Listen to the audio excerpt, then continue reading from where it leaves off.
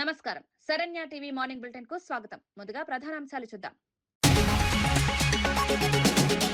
అనే దేశ భవిష్యత్తు నిర్మాణమన్న సీఎం రేవంత్ రెడ్డి, విద్యా మౌలిక వస్తుల బలోపేతం, ప్రతి విద్యార్థికి నాణ్యమైన విద్యే లక్ష్యం, తెలంగాణను విద్యారంగంలో అగ్రస్థానంలో నిలపాలన్న సంకల్పం.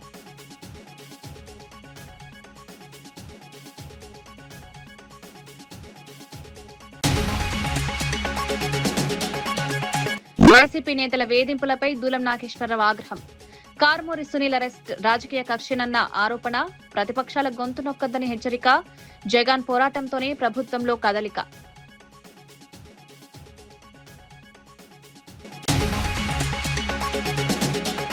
విద్యార్థుల విజయమే ప్రభుత్వ లక్ష్యమన్న పొన్నం. విద్యా సంస్కరణలో అందరూ భాగస్వాములు కావాలని పిలుపు, వెనుకబడిన వర్గాల విద్యార్థులు రాణించాలని ఆకాంక్ష, నాణ్యమైన విద్యతో భవిష్యత్తు నిర్మాణం.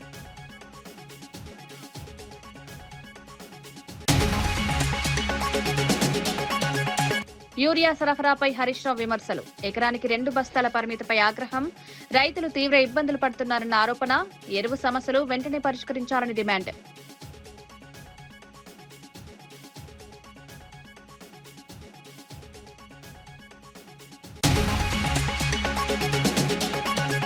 గిరిజన అభివృద్ధికి ప్రభుత్వం కట్టుబడి ఉందన్న బొజ్జిరెడ్డి, గిరిజన ప్రాంతాల్లో సంక్షేమ కార్యక్రమాల పరిశీలన, విద్య, వైద్యం సద్వినియోగం చేసుకోవాలన్న సూచన, గిరిజన జీవన ప్రమాణాల మెరుగుదలకు చర్యలు. దేశ భవిష్యత్తు తరగతి గదుల్లోనే రూపుదిద్దుకుంటుందని ముఖ్యమంత్రి రేవంత్ రెడ్డి అన్నారు. విద్యా మౌలిక వసతులను బలోపేతం చేసి విద్యార్థులకు మెరుగైన అవకాశాలు కల్పించాల్సిన అవసరం ఉందని పేర్కొన్నారు. పాఠశాలల అభివృద్ధి, తరగతి గదుల సౌకర్యాల పెంపు, ప్రతి విద్యార్థికి నాణ్యమైన విద్య అందించడంపై ప్రభుత్వం దృష్టి సారించిందన్నారు. విద్యపై పెట్టుబడి పెట్టడం అంటే దేశ భవిష్యత్తుపై పెట్టుబడి పెట్టినట్లని వ్యాఖ్యానించారు. విద్యార్థుల ప్రతిభను వెలికితీసేలా ఆధునిక సౌకర్యాలు కల్పించేందుకు చర్యలు తీసుకుంటున్నామని తెలిపారు. సమాన అవకాశాలతో ప్రతి విద్యార్థి ఎదగాలని ప్రభుత్వం ఆకాంక్షిస్తోందన్నారు. విద్యా సంస్కరణల ద్వారా తెలంగాణను విద్యారంగంలో అగ్రస్థానంలో నిలపాలన్నదే తమ లక్ష్యమని స్పష్టం చేశారు. భవిష్యత్తు కోసం మొదటి తెలంగాణ రాష్ట్రాన్ని దేశంలోనే నెంబర్ 1 గా నిలబెట్టడానికి విచ్చేసిన తెలంగాణ రాష్ట్ర గవర్నర్ శ్రీ శివప్రతాప్ శుక్లా గారికి స్వాగతం పలుకుతూ విద్యార్థులందరినీ నిలబడి గవర్నర్ గారికి పెద్ద ఎత్తున చప్పట్లతో స్వాగతం పలకాల్సిందిగా విజ్ఞప్తి చేస్తున్నా.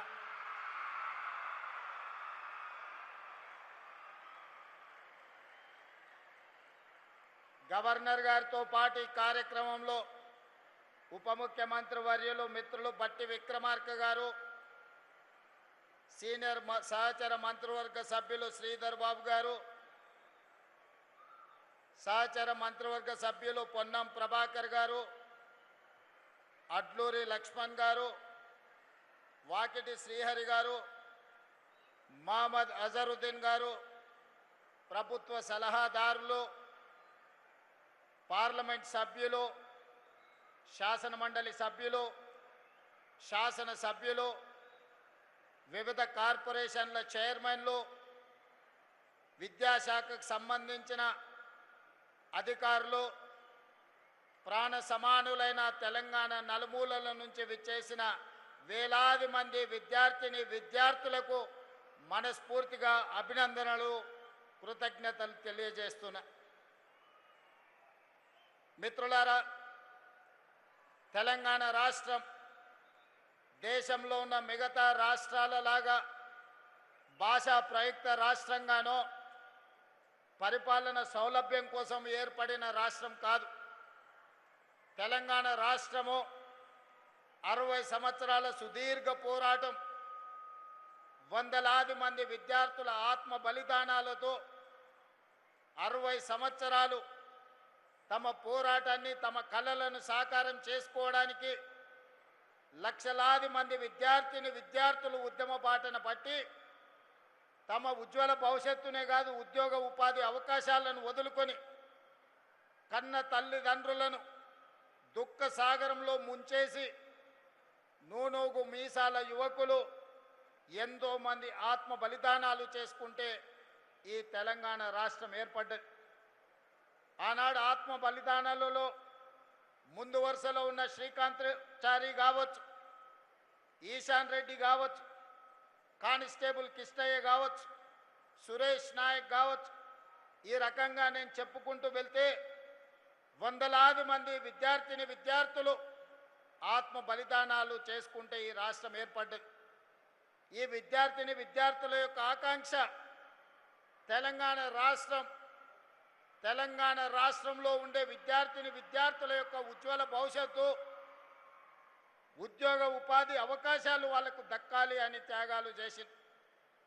ఆనాటి ఉద్యమంలో ముందు భాగాన నిలబడి పొలిటికల్ జేఏసీ చైర్మన్గా ఉన్న ప్రొఫెసర్ కోదండరామ్ గారు, తొలి ఉద్యమం మలి ఉద్యమ సజీవ సాక్షి పెద్దలు కేశవరావు గారు పార్లమెంటులో పెప్పర్ స్ప్రేలను తట్టుకొని నిలబడి తెలంగాణ బిల్లు ఆమోదానికి సంపూర్ణంగా సహకరించిన పొన్నం ప్రభాకర్ గారు ఈ వేదిక మీద ఉన్నారు.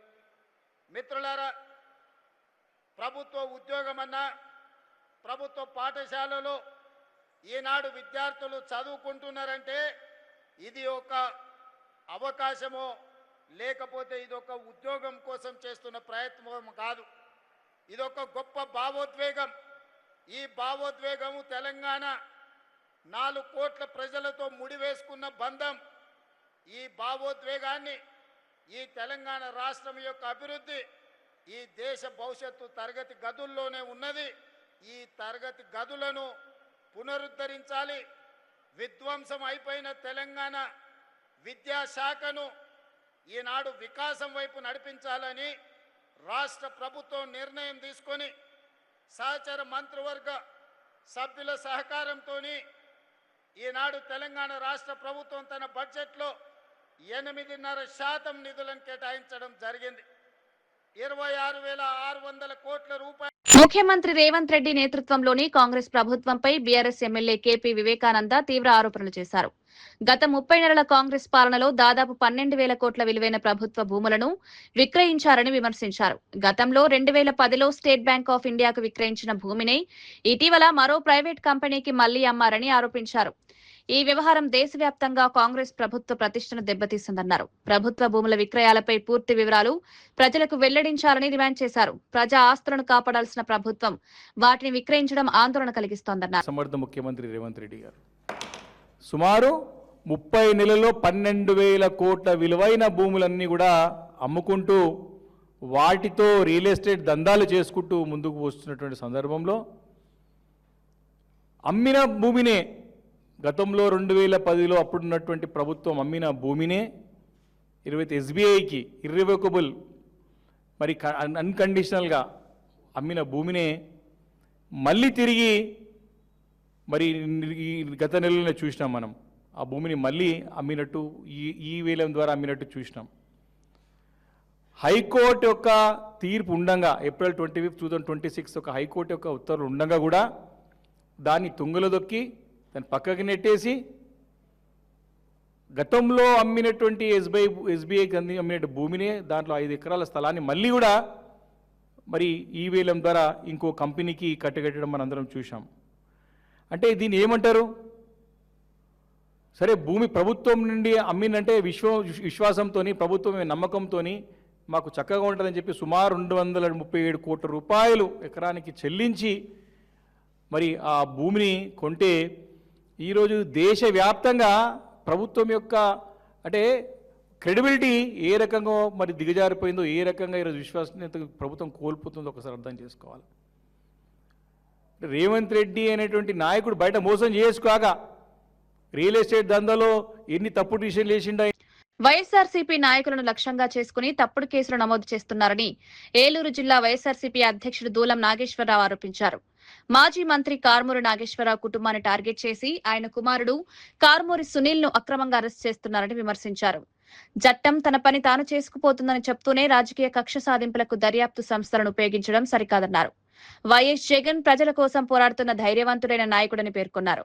జగన్ చేస్తున్న పోరాటం వల్లే కూటమి ప్రభుత్వంలో కదలిక కనిపిస్తోందని భయపెట్టడం, ఆ భయపెట్టడం ద్వారా రాజకీయ లబ్ధి పొందాలనే ప్రయత్నాలు ప్రజలు గమనిస్తున్నారు. ఈ రోజున ఈ కూటమి ప్రభుత్వం చట్టం తన పని తాను చేసుకుపోతుందని, కానీ రాజకీయ కక్ష సాధింపులకు దర్యాప్తు సంస్థలను వాడుకోవద్దని కూడా వైఎస్ఆర్ కాంగ్రెస్ పార్టీ ఈ రోజున చెప్పడం జరుగుతుంది. న్యాయం పేరుతో వేధింపులు కాదు, ఆధారాలతో కూడిన నిజమైనటువంటి విచారణ జరగాలి. ప్రజల మద్దతు ఎదిగే నాయకులను కేసులతో కాదు రాజకీయంగా ఎదుర్కొనాలి. అరెస్టులు, సమన్లు, బెదిరింపులతో వైసీపీ గొంతును అణచలేరు. దీనికి ఒకటే, కూటమి ప్రభుత్వాన్ని మేము ఇవాళ ప్రశ్నించే పరిస్థితి, వారు సమాధానం చెప్పలేని పరిస్థితిలో ఉన్నారు. దానికి కారణం కూటమి ప్రభుత్వంలో సమర్థత లేని నాయకత్వం. సమర్థత లేకపోవటం, ఏ అవాంఛనీయ సంఘటన జరిగినా, రాష్ట్రంలో ఎక్కడ ఎలాంటి సమస్యలు వచ్చినా దాన్ని సమర్థవంతంగా ఎదుర్కోలేకపోవటం ఈ మధ్యన చూసాం. వాళ్ళలో కల్తీ అయితే దాదాపు 22 మంది చనిపోవటం, వాళ్ళకి ఇంతవరకు న్యాయం జరగలేదు. అలాగే మరి ఈరోజు మనం చూస్తే కృష్ణలంకలో నిన్న కృష్ణలంకలో సాయి కృష్ణ పరిస్థితి ఏమిటి? సాయి కృష్ణ పరిస్థితి, ఆ తల్లి రోదన ఎవరు వింటారు? బిడ్డను పోగొట్టుకుని ఆ బిడ్డ అసలు ఏమయ్యాడో కూడా పోలీస్ స్టేషన్ వెళ్ళి అడుగుతుంటే సమాధానం చెప్పలేని పరిస్థితుల్లో ఉంటే ఈ రాష్ట్రంలో ప్రజలు పాలన ఎక్కడుందని అనుకుంటారు? ఆ సాయి కృష్ణ తల్లి ఆ ఆవేదన పడుతున్న రోదన వింటే అందరికి కూడా కళ్ళు చెమరుస్తాయి. అతను క్రిమినల్ కావచ్చు, లేదు అతని వెనకాల హిస్టరీ బ్యాడ్ కావచ్చు. సమాజంలో ఈ భారతదేశంలో ఏ రాష్ట్రంలో అయినా ఈ రకంగా హింసించి హత్యలు చేస్తారా? జరిగిన 2-3 రోజుల నుంచి కూడా ఎప్పటి నుంచో కనపడలేదని అడుగుతున్నా, దానికి సమాధానం చెప్ప. సమర్థవంతమైనటువంటి నాయకుడు ఆ కుటుంబాన్ని వెళ్ళి కలిస్తే కానీ ప్రభుత్వం కదిలి రాలేదు. వెంటనే ఎవరి మీద చర్య తీసుకోవాలి, ఎవరు ఇందులో పాత్రదారులు అంటూ తతంగం అంతా మొదలయ్యింది. ఈరోజు ఉదయం ఏసీపీ ఆ తల్లిని కలిసి మరి వివరణ అడుగుతున్నాడు. అంటే ప్రభుత్వం పరిస్థితి ఎలా ఉంది? ఈ రాష్ట్రంలో ప్రజలకు అసలు ఎవరు? రానున్న గోదావరి పుష్కరాల నాటికి ఆలయాల అభివృద్ధి పనులను పూర్తి చేస్తామని దేవాదాయ శాఖ కమిషనర్ రామచంద్ర మోహన్ తెలిపారు. కలెక్టరేట్ లో అధికారులతో నిర్వహించిన సమీక్ష సమావేశంలో ఆయన కీలక ఆదేశాలు జారీ చేశారు. ఘాట్ల సమీపంలోని 543 ఆలయాలను గుర్తించి సుందరీకరణ పనులను వేగవంతం చేయాలని సూచించారు. పుష్కరాలకు వచ్చే లక్షలాది మంది భక్తులకు మెరుగైన వసతులు కల్పించడమే ప్రభుత్వ లక్ష్యమన్నారు. ఆలయాల పరిసరాల్లో పరిశుభ్రత, తాగునీరు, మరుగుదొడ్లు, విశ్రాంతి సౌకర్యాల ఏర్పాటుపై ప్రత్యేక దృష్టి పెట్టాలని అధికారులను ఆదేశించారు.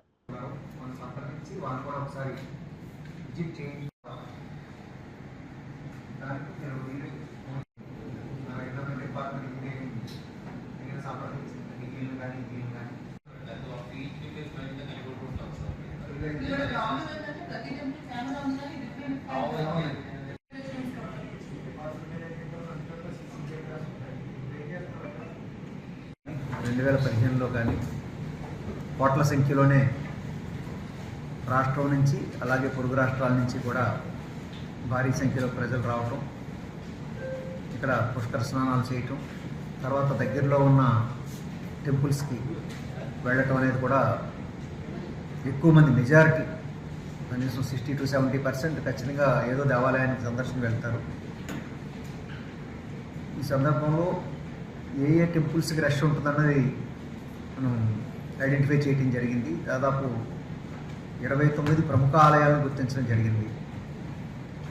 దాంతోపాటు ఘాటుకు దగ్గరలో ఉన్న టెంపుల్స్కి కూడా మిగతా రోజుల్లో పెద్దగా భక్తుల సంఖ్య లేకపోయినా ఈ పుష్కరాల సందర్భంలో వస్తారు.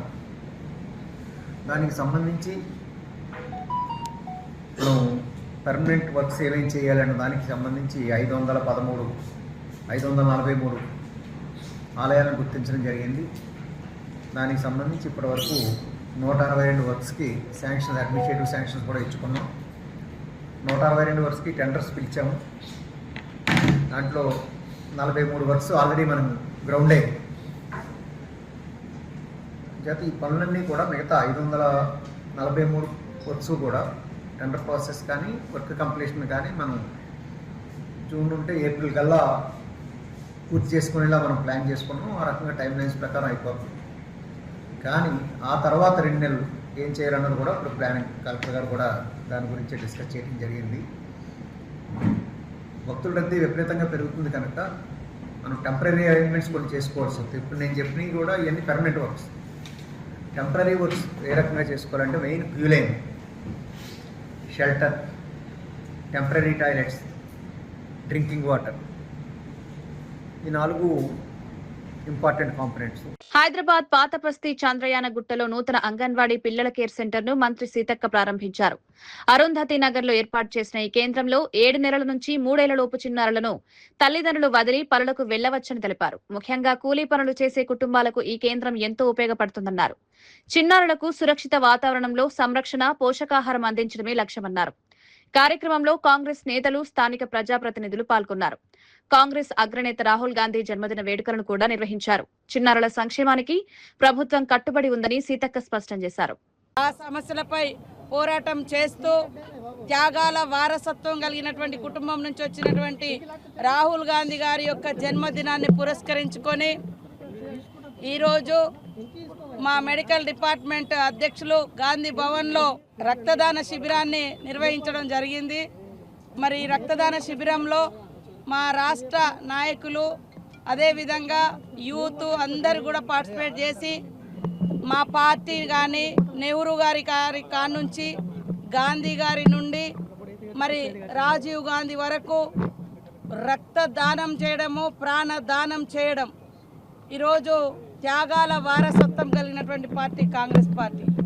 ఆ పార్టీ నాయకుడిగా, త్యాగాల వారసత్వాన్ని మోస్తున్నటువంటి మహానాయకుడిగా రాహుల్ గాంధీ గారి జన్మదినాన్ని పురస్కరించుకొని ఈరోజు పెద్ద ఎత్తున మా ప్రెస్ సోదరులు కానీ, ఇతర యువజన సోదరులు కానీ, మా కాంగ్రెస్ పార్టీ మెడికల్ డిపార్ట్మెంట్ కానీ ఈరోజు రక్తదాన శిబిరం నిర్వహిస్తే అద్భుతమైనటువంటి స్పందన వచ్చింది. ఇది త్యాగాలకు, అదేవిధంగా ప్రజా సమస్యలపై, ప్రజల కోసం, ప్రజా సంక్షేమం కోసం పాటుపడే పార్టీగా ఆ నాయకుడిగా రాహుల్ గాంధీ లాంగ్ లీవ్ ఉండాలనే ఉద్దేశంతో ఈ యొక్క కార్యక్రమాలు చేయడం జరుగుతుంది.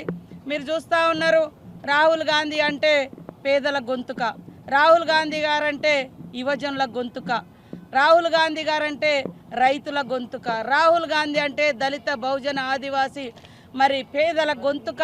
కాబట్టి ఆ గొంతుకకు సపోర్టుగా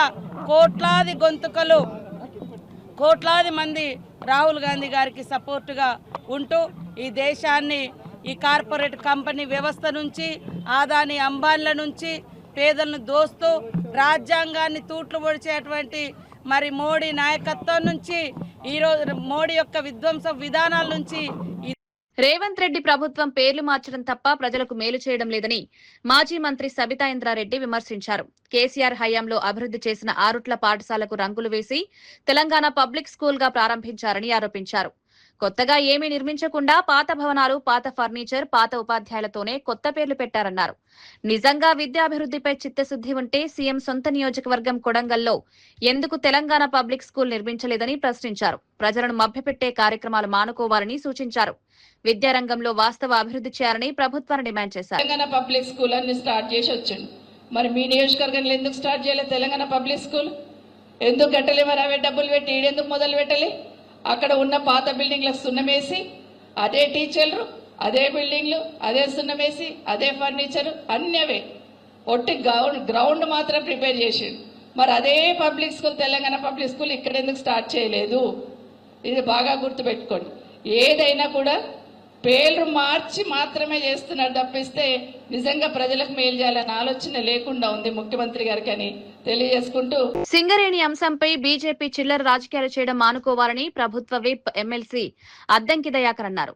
బొగ్గు బ్లాక్లను ప్రైవేటీకరించే ప్రయత్నం చేసిన బీజేపీకి సింగరేణిపై మాట్లాడే నైతిక హక్కు లేదన్నారు. సింగరేణి పరిరక్షణకు కాంగ్రెస్ ప్రభుత్వం పూర్తిగా కట్టుబడి ఉందని స్పష్టం చేశారు.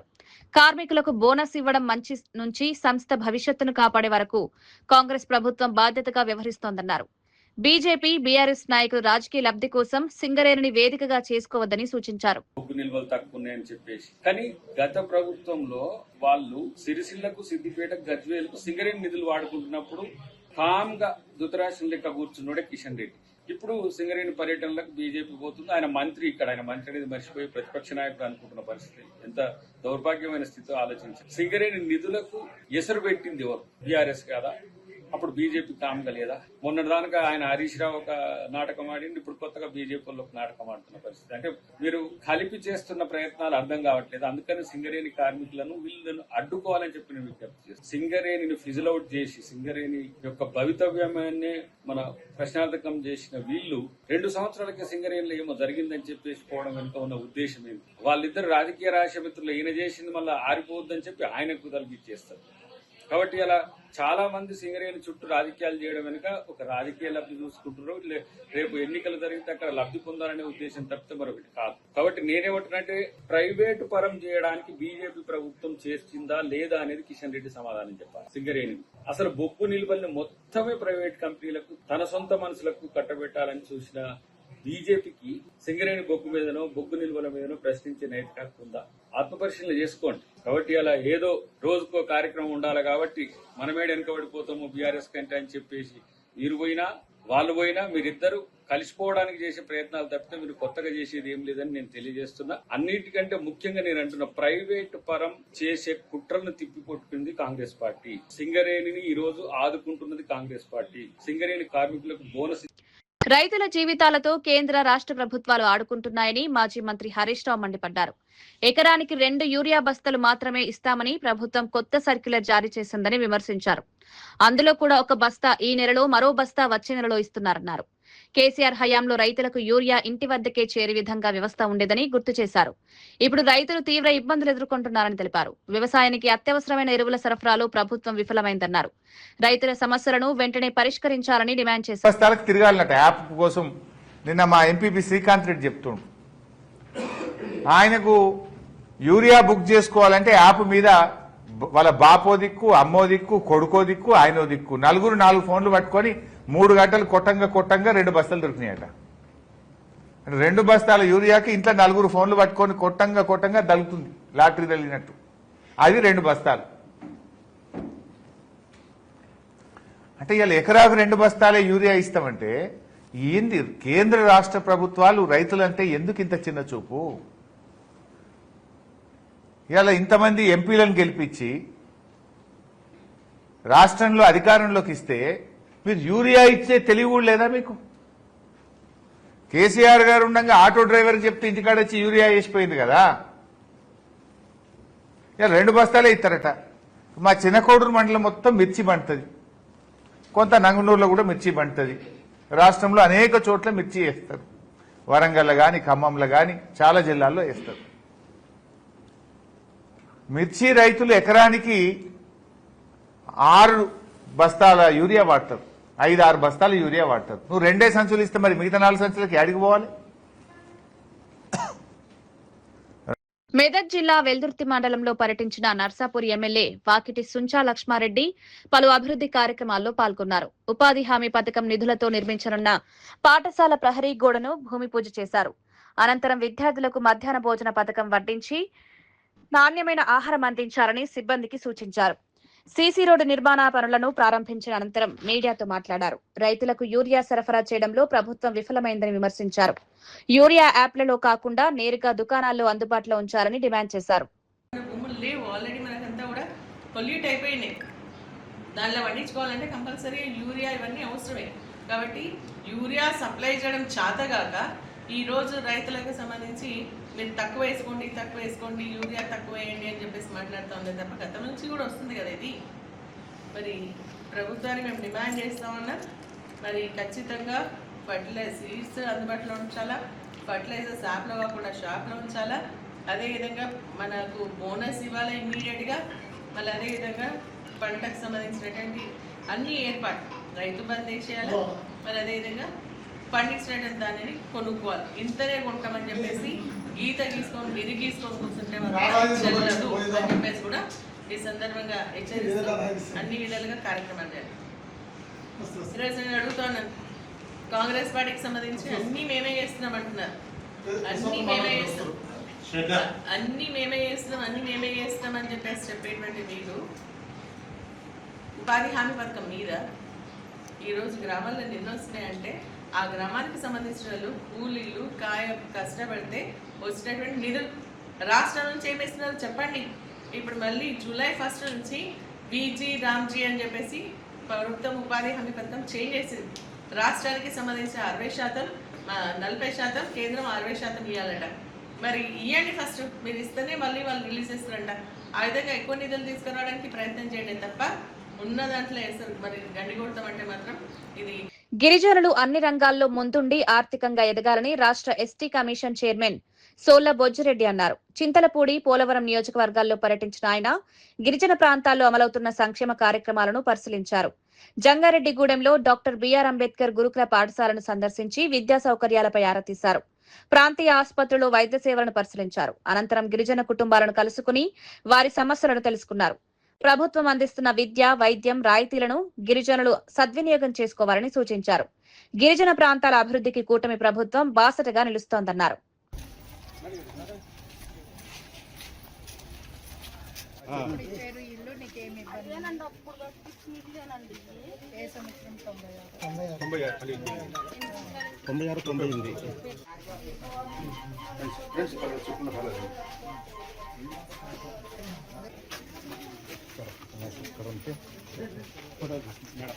నేను ఎస్టీ కమిషన్ చైర్మన్, మా కమిషన్ మెంబర్లు వచ్చారు. ఈ హాస్పిటల్ సందర్శించడం జరిగింది. హాస్పిటల్ ఏంటంటే ఇక్కడ ఎక్కువ ఏజెన్సీ ముఖద్వారం నుండి ఇక్కడ జరిగే హాస్పిటల్ కాబట్టి దీనిలోండి ఎక్కువ మంది గిరిజనులు హాస్పిటల్ వైద్య నిమిత్తం వస్తారు. అది వైద్యం గిరిజనులకు బాగా అందుతుందా లేదని తెలుసుకునే నిమిత్తం వచ్చాం. కాబట్టి గిరిజనులకు వైద్యం బాగా జరగాలని సూపరింటెండెంట్ గారితో కూడా మాట్లాడడం జరిగింది. వైద్యం బాగా జరిగితే ఏజెన్సీ కేజీలు ఎటువంటి కేజీలు రాకుండా, అలాగే జగన్ జరగకపోయినట్టయితే మేము మీద సరి తీసుకుంటామని చెప్పడం జరిగింది. కానీ రేపు ఏలూరులో జిల్లా పరిధిలో జిల్లా రివ్యూ ఉంది. రివ్యూ విషయం వచ్చినప్పుడు ఈ విషయాలన్నీ మాట్లాడి చర్చించి మీ మీడియా మిత్రులందరికీ రేపు తెలియజేయడం జరుగుతుంది. హాస్టల్స్, ఆశ్రమ స్కూల్స్ వాటి యొక్క స్థాయి తగ్గింపు జరిగిందని ఇంతగా చూసాం. అది ప్రభుత్వం దృష్టిలో ఉంది. ప్రభుత్వం దృష్టికి తీసుకెళ్తాం. ఖచ్చితంగా తీసుకెళ్ళి మనం ఎప్పుడైతే యథాస్థానం వచ్చే విధంగా పరిష్కారం తీసుకెళ్ళాలని అనుకుంటున్నాను నేను మా కమిటీ సభ్యులు కానీ. కాబట్టి ఖచ్చితంగా స్కూల్స్ యథావిధిగా జరిగే విధంగా చర్యలు తీసుకునే అధికారులకు తెలియజేస్తాం. స్కీమ్స్ అంటే ఉన్న స్కీమ్లు కేంద్ర ప్రభుత్వం కానీ రాష్ట్ర ప్రభుత్వం కానీ కొత్త స్కీమ్లు ఇస్తున్నారు. ప్రతి అధికారులు వాటి మీద పబ్లిక్ తెలియజేస్తామని తెలియదండి. అది ఉన్నాయి, కొత్త స్కీమ్లు అయితే వస్తున్నాయి.